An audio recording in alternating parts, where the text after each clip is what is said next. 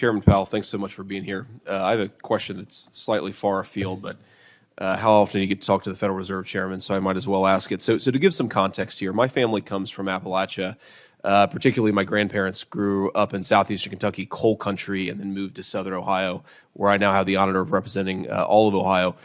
And one of the things that you hear a lot when you study the regional history of Appalachia is it's often described as possessing a resource curse, right? So there's a lot of coal in central Appalachia that enables a certain amount of consumption. Obviously, consumption is good. People need food and medicine and other things. But there's also a pretty good argument that for a host of reasons, it causes malinvestment in the region, and consequently, you have lower productivity growth, lower innovation, and an economy that's much less diversified and much less dynamic.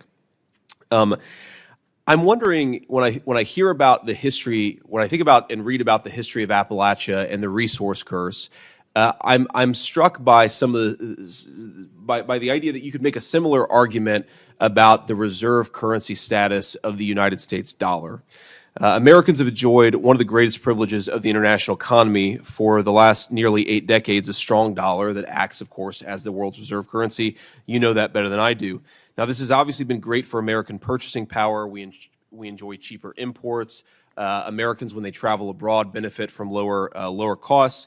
But it does come at a cost to American producers. I think in some ways you can argue that the reserve currency status is a massive subsidy to American consumers, but a massive tax on American producers.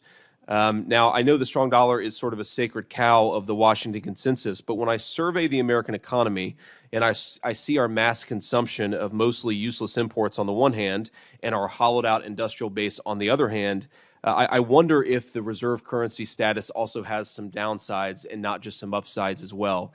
And let me just put a final point on this, and I'd love to get your thoughts on that, Chairman Powell. We're, of course, now the main supporter of a massive land war in Europe between the Russians and the Ukrainians. I read recently, and I'm not going to comment on how perfect or precise these estimates are, but I read recently that the United States is trying to ramp up production from 14,000 artillery shells to 20,000 artillery shells. That's per month, while the Russians are firing 20,000 artillery shells in Ukraine per day. And when I look at the American economy, we have a lot of financial engineers and a lot of diversity consultants. We don't have a lot of people making things. And I worry that the reserve currency status and the lack of control we have over our currency is perhaps driving that. I'd love to get your feedback on that. What are the upsides and downsides of the reserve currency? That's a big question to try to answer. You have 2 minutes, today. Chairman Powell, so plenty of time. I can't even get started on that. So we are the world's reserve currency, of course, and that's because of our democratic institutions. It's because of our control over inflation over many, many, many years. The world trusts the rule of law in the United States, and those are the things. So once you're the world's reserve currency, it's used all over the world in transactions, and it's the place where people want to be in times of stress, is in dollar-denominated assets. Now, so of course we benefit by being able to pay for our goods all over the world, pay for everything anywhere in the world mostly with dollars. That's an advantage. There's some economic theory around that it also has burdens of various kind, but I can't call it all back to mind. But the other thing is, it's a very stable equilibrium, but it's not a perfect one. It's not a permanent one, rather. So there isn't any obvious candidate to replace the United States right now where you can have free flow of capital in and out of the country, where you can really trust the rule of law and democratic institutions, and keeping price stability, which you can here. Do you think it gives us less control over our own currency, the fact that it's become the world's reserve currency?